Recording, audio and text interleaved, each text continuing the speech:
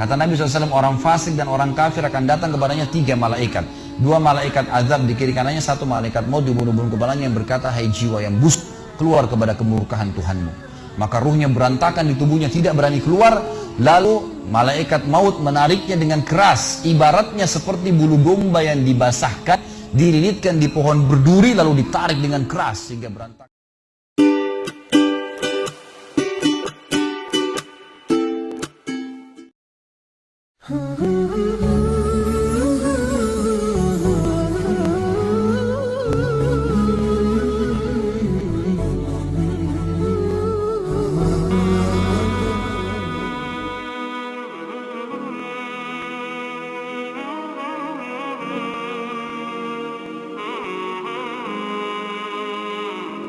Suatu hari Nabi SAW pernah mengantar jenazah sahabatnya.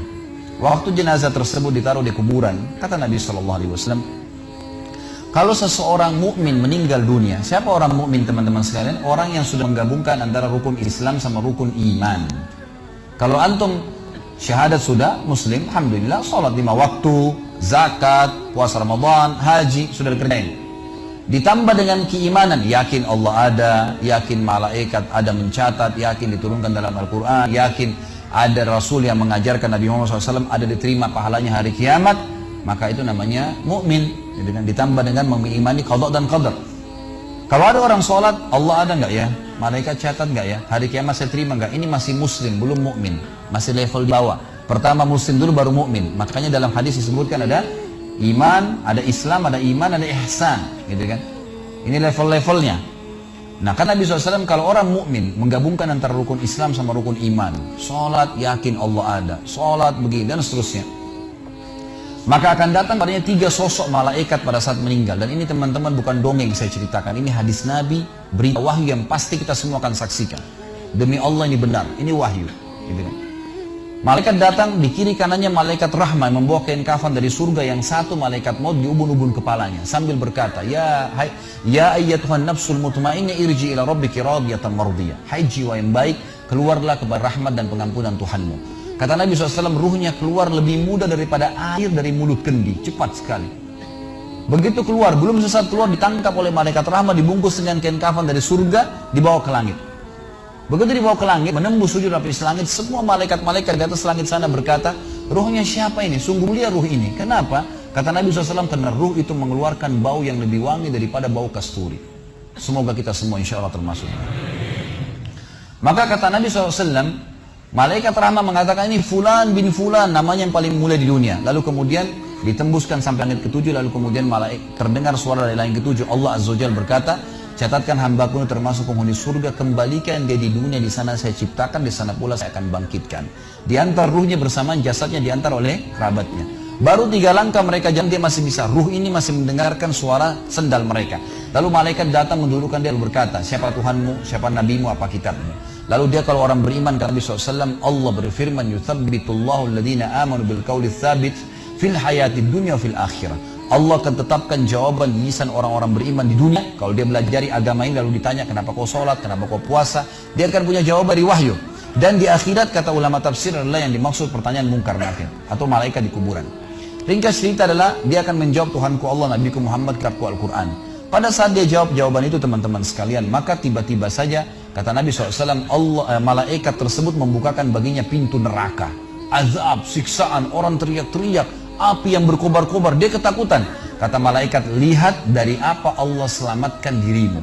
Karena kau beriman, kau nggak jadi masuk sini, ditutup. Supaya dia tahu nih, kalau dia buat salah akan masuk situ, ditutup. Dibuka pintu surga, dayang-dayang, permadani, istana yang luas, luar biasa. Dia gembira. Lalu kata malaikat, kau akan masuk di sini.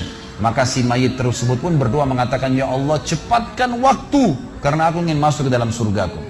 Lalu datang di sebelahnya orang yang tampangnya gagah, badannya bersih, wangi, saking sempurnanya kata jenazah ini, ruh ini berkata, siapa kamu ini? Sungguh sempurna ciptaan Allah pada dirimu.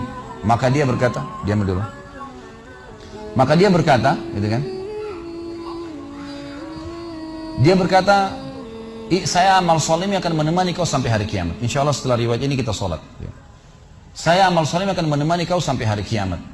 Maka kata Nabi SAW terdengar suara Ya, Allahu alam di sini disebutkan Allah atau malaikatnya, tapi yang jelas menyampaikan dari Allah Subhanahu wa taala, lapangkan kuburan hambaku ini seluas pandangan matanya dan bukakanlah pintu surga baginya setiap pagi dan petang dia melihat, maka jadilah kuburannya taman dari taman surga sampai hari kebangkitan. Baik. Sebaliknya kata Nabi SAW, kalau orang fasik, siapa tadi fasik? Muslim yang masih berbuat maksiat. Teman-teman hati-hati, jangan kena mengandalkan sudah syahadat kemudian bebas berbuat dosa. Hati-hati. Fasik dan orang kafir proses matinya sama. Kata Nabi SAW, orang fasik dan orang kafir akan datang kepadanya 3 malaikat. 2 malaikat azab di kiri kanannya, 1 malaikat maut di bunuh-bunuh kepalanya yang berkata, hai jiwa yang busuk, keluar kepada kemurkaan Tuhanmu. Maka ruhnya berantakan di tubuhnya, tidak berani keluar. Lalu malaikat maut menariknya dengan keras. Ibaratnya seperti bulu domba yang dibasahkan, dililitkan di pohon berduri, lalu ditarik dengan keras sehingga berantakan bulu domba itu. Keluar, belum sesaat keluar ditangkap oleh malaikat azab, dibungkus dengan kain kafan dari neraka, dibawa. Baru langit pertama nggak dibukain pintu oleh para malaikat. Lalu malaikat langit berkata, siapa ruh ini? Sungguh buruk ruh ini. Kenapa? Kata Nabi SAW, karena ruh itu mengeluarkan bau yang lebih busuk daripada bau bangkai. Wa na'udzubillah. Lalu malaikat azab membawa mengatakan, ini ruhnya Fulan bin Fulan, ya, orang yang disebutkan nama paling buruk di dunia. Lalu terdengar suara dari langit, Allah berkata, catatkan hambaku ini termasuk penghuni neraka. Di sana kembalikan dari dunia, di sana saya ciptakan, di sana pula saya akan bangkitkan. Di antara ruhnya bersamaan pengantarnya mengantar jenazahnya. Begitu masuk dan 3 langkah, ya, orang-orang mengantarnya lewat, malaikat datang mendudukkan dia, mengatakan siapa Tuhanmu, siapa nabimu, apa kitabmu. Walaupun muslim, rekam baik-baik ini, ya, lahir dalam keadaan Islam, sesekali sholat, fasik, masih banyak maksiat, tidak tobat sebelum meninggal, sama. Jawabannya kata Nabi SAW dengan orang kafir, innama aqulu kama kana yaqulun nas. Saya nggak tahu, saya cuma ikut-ikut dulu orang bilang apa, nggak bisa jawab. Lalu kemudian dibukakan baginya pintu surga, dayang-dayang, permadani, istana, pemandangan yang luar biasa, gitu kan? Maka dia kagum, kata malaikat, lihat dari apa kau haramkan dirimu. Dulu kau bisa masuk sini, tapi kau tidak mau, ditutup. Dibuka pintu neraka, azab, siksaan, orang dipotong, teriak-teriak, kesakitan. Lalu dia ketakutan, kata malaikat, ini tempat kau selamanya, kau tidak akan bisa lari. Maka dia berdoa mengatakan, ya Allah, jangan kau cepatkan waktu karena aku tidak ingin masuk ke dalam nerakaku. Lalu datang di sebelahnya orang yang buruk tampangnya, bau badannya nggak enak. Lalu saking buruknya kata jenazah ini, kata ruh ini, siapa kamu ini? Pergi dari saya, sungguh buruk ciptaan Allah pada dirimu. Maka dia mengatakan, tidak, saya amal burukmu yang akan menemani kau sampai hari kiamat. Lalu dalam penutupan hadis Bukhari ada 2 riwayat. Yang pertama, Allah Azza wa Jal, ya, mengirim kepadanya malaikat yang tidak punya penglihatan dan pendengaran. Allahu alam bagaimana ini? Yang membawa sebuah besi, yang kalau besi itu seluruh jin dan manusia bersatu mau membalik saja mereka tidak mampu. Bayangkan seluruh jin miliaran, seluruh manusia miliaran, balik saja mereka tidak mampu. Ini saking kuatnya malaikat tersebut. Maka menghantamkan ke tubuh orang ini, hancur, diutuhkan kembali lagi. Begitu terus sampai hari kiamat.